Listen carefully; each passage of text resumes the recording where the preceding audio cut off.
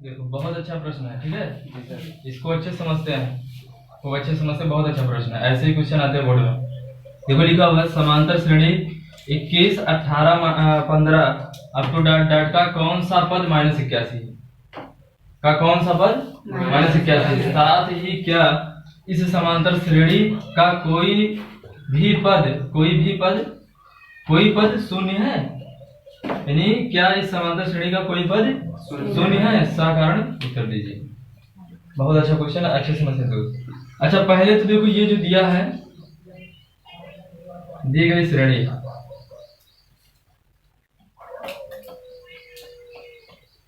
दी गई समांतर श्रेणी क्या दिया हुआ? 21, 18, 15।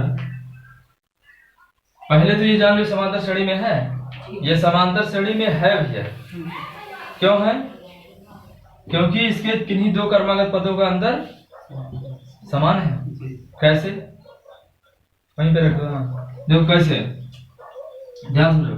18 में से 21 घटा दो।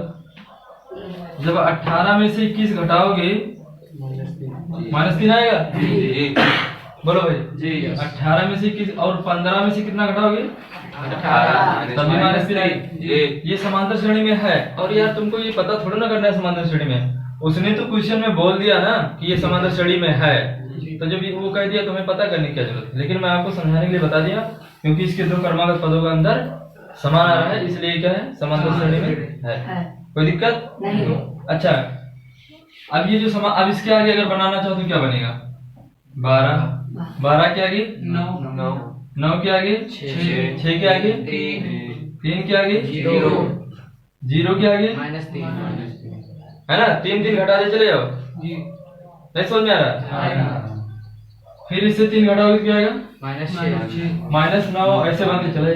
लेकिन मैं कब तक लिखूंगा यार? -81 तक हमें जाना पड़ेगा, और जब -81 तक जाएंगे तब गिनकर बताएंगे 1 2 3 4 5 इतने पदों का अंतर जो है वो क्या है? -81 है।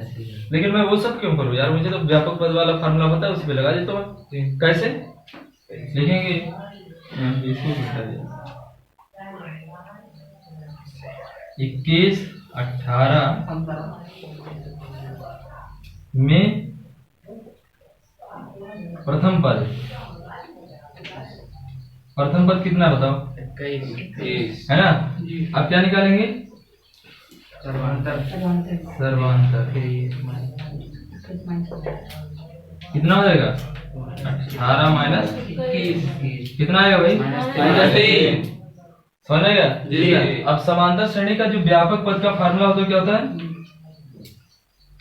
बोलो भाई। n बराबर क्योंकि यनमा पद यनमा पद कितना होता है भाई? a प्लस इंटू डी, या इसको क्या लिखते हैं? tn बराबर, है ना। चाहे tn लिख दे चाहे बात तो एक ही है। कह रहा है कौन सा पद, इसका मतलब चाहे जो पद होगा, चाहे 5वां चाहे 6वां चाहे 7वां 8वां पद, एक इसमें ऐसा पद होगा जो -81 होगा। समझ गए ना? एक पद इसमें ऐसा होगा जो -81 होगा। कोई दिक्कत? एक पद इसमें ऐसा होगा जो -81 होगा। तो बनाओ -81 कौन सा है? देखो -81 कौन सा बताओ? -81 बराबर, यानी tn बराबर कितना दिया हुआ है? -81। समझ गए tn -81 क्यों लिया? क्योंकि कोई एक ऐसा पद होगा जो -81 होगा। तो -81 बराबर एक की जगह कितना लिखे? 21 प्लस n-1 इंटू डी की जगह पर -3। तो -81 बराबर 21 प्लस का n-1 इंटू -3 गुणा कर दो यार -3 से इसमें। तो -3 से गुणा करोगे तो माइनस का, और माइनस का गुणा क्या हो जाएगा? समझ गए ना? अब 21 को इधर लाओ तो -81 -21 बराबर -3n प्लस का, ये प्लस में था इधर आएगा तो क्या हो जाएगा? माइनस हो जाएगा। घटा दो इसको, ये कितना हो जाएगा बताओ? समझ गए ना?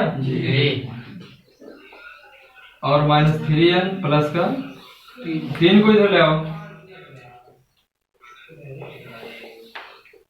कोई दिक्कत? ये प्लस में था, इधर आया तो माइनस। अब ये कितना हो जाएगा? माइनस 3n, ये कितना हो जाएगा? -105। ठीक है, इधर वाला मिटा देना, ठीक है जी। तो इधर वाला मिटाओगे कितना आएगा? माइनस का 3n और माइनस का 105, तो 3 से भाग कर दो, -3 से, तो n बराबर -105 बटा माइनस का 3, काट देखो कट जाएगा, 3 त्रिक का 9, 3 बचे, और माइनस माइनस क्या हो जाएगा? माइनस माइनस का भाग क्या होता है? प्लस होता है। कोई दिक्कत? इसका मतलब 35वां पद जो होगा वो क्या होगा? -81 होगा। क्लियर जी? 35वां पद जो होगा वो -81, या तो 35 बार ऐसे लिख दोगे ना, जैसे 35 बार पहुंचोगे, 35वां चक्कर जैसे आप वहां पहुंचोगे तो माइनस आपको 81 मिलेगा। लिखकर देख लेना, 35 बार लिखोगे -81, लेकिन लिखिए क्यों, है ना। और फिर दूसरा प्रश्न इसने क्या कह दिया है कि समांतर श्रेणी का क्या कोई पद शून्य है? तो मान लेते हैं इस समांतर श्रेणी का कोई पद शून्य है। तो ये पहला वाला कंडीशन समझ में आ गया। अब जब कह दिया है कि कोई पद शून्य है, तो क्या होगा? Tn बराबर क्या लेंगे? शून्य। मान लिया कोई पद शून्य है, माना कोई पद शून्य है, मान लिया कोई पद शून्य है, तो Tn बराबर क्या हो जाएगा? 0 हो जाएगा। तो Tn बराबर होता है क्या? a plus n-1 into d। तो Tn की जगह पर 0 और a की जगह पर कितना था? 21 प्लस n-1 और d की जगह पर -3। 21 को इधर ले आओ, और माइनस का 3n और देना करना 3 प्लस 3 हो जाएगा। समझ गए कैसे? इसका गुणा करोगे प्लस माइनस तो माइनस हो जाएगा, माइनस माइनस का गुणा प्लस हो जाएगा। अब 3 को इधर ले आओ, प्लस में इधर आएगा तो क्या हो जाएगा? तो माइनस का 24 बराबर 3n, यानी हो जाएगा कितना? माइनस का 3n बराबर हो जाएगा -24। 3n बराबर कितना हो जाएगा? -24 3n, यानी माइनस माइनस क्या हो जाएगा?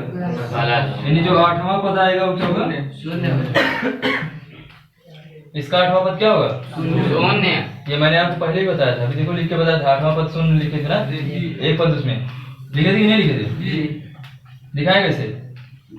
देखो 21 18 15, फिर क्या आया था? 12 9 6 3 0। देखो 1 2 3 4 5 6 7 8, 8वां पद शून्य नहीं है, वही तो निकालना। समझ आएगा ना? Yes sir. तो लिख देना, अतः श्रेणी का 8वां पद शून्य है ना? कोई दिक्कत? समझ आ रहा है? अच्छा, दूसरा प्रश्न देखते हैं हम लोग।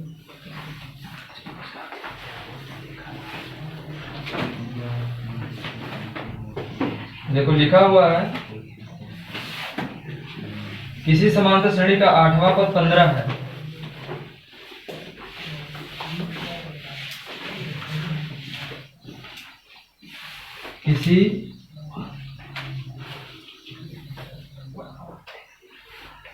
किसी समांतर श्रेणी का 8वां पद 15 है और 20वां पद 25वां पद 49। या तो यार तुम ही लोग आगे पढ़ो या तुम ही पढ़े। बोले है ना, अभी तक नहीं बोले थे, अब जब यहाँ पर पढ़ने लगे, इसका रिकॉर्डिंग करेंगे तब सब चलाने लगे, है ना। और जबकि जानते हुए क्या बताएं यार, इतना गुस्सा लगा। 25वां पद क्या है? 25वां पद 49 है। तो पहला पद ज्ञात कीजिए। तो पहला पद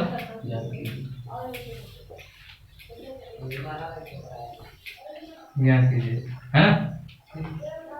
देखो ध्यान सुनो, लिखा हुआ है किसी समांतर श्रेणी का 8वां पद क्या है, 15 है, और 25वां पद क्या है, 49 है। तो पहला पद निकालना है, समीकरण बनेंगे 2, और दोनों समीकरण बना के क्या करना है, उसको हल करना है। कैसे, हम लोग मानते हैं, माना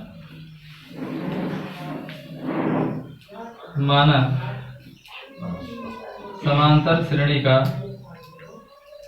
पहला पद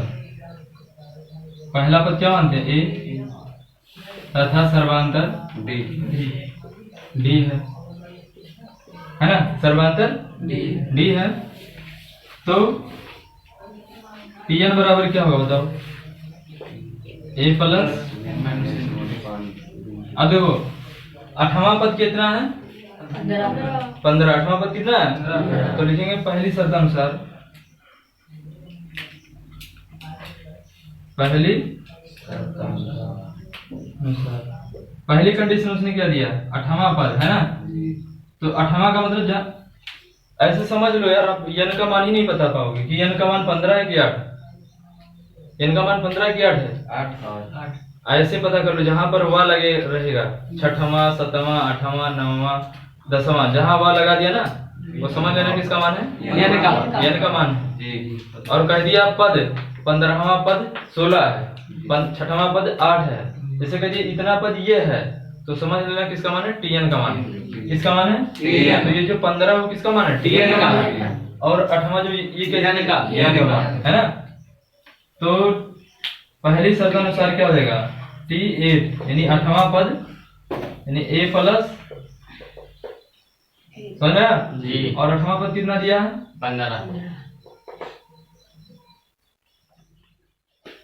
ठीक है जी, पहला समीकरण बन गया। या इसको ऐसे भी लिख सकते हो, a प्लस 7d, है ना। और दूसरी शर्त अनुसार बना लो आप,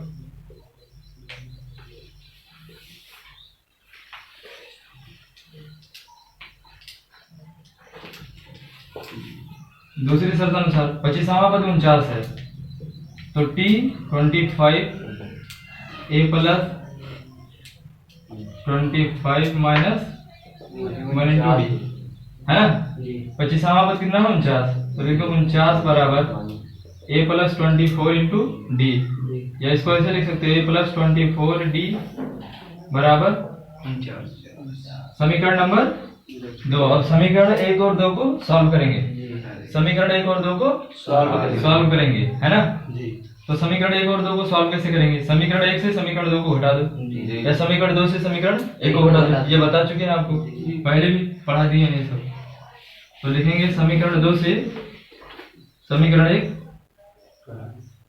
समीकरण 2 माइनस समीकरण 1, समीकरण 2 से समीकरण 1 को सब्ट्रैक्ट करें, तो a plus 24d equals to 49, और ये कितना हो जाएगा, a plus 7d equals to 15, है ना।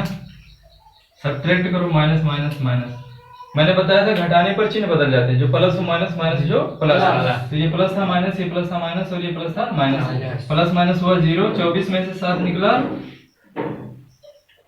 कितना बचेगा 17d, और ये हो जाएगा 4, है ना। तो d बराबर कितना हो जाएगा, 34 बटे का 17, तो d बराबर 17 गुना 34, है ना। d का मान कितना आ गया, 2 आ गया। अब ये जो d का मान है उसको चाहे समीकरण 1 में रख दो, चाहे समीकरण 2 में लिख दो। लिखो d बराबर 2 समीकरण 1 में